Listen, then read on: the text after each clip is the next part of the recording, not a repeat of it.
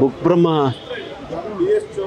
Festival ನಿಜವಾಗಲೂ ಅರ್ಥಪೂರ್ಣವಾಗಿರ್ತಕ್ಕಂಥದ್ದು.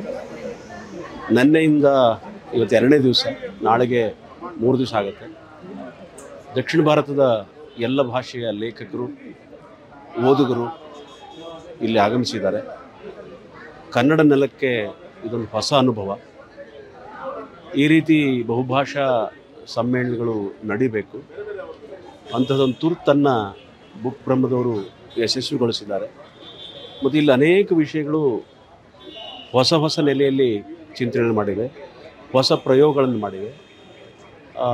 Book ಬ್ರಹ್ಮ ಅನ್ನೋದು corona ಸಂದರ್ಭದಲ್ಲಿ ಭಾಳ ವಿಶೇಷವಾದಂಥ ಜವಾಬ್ದಾರಿ ನಿಭಾಯಿಸಿತು.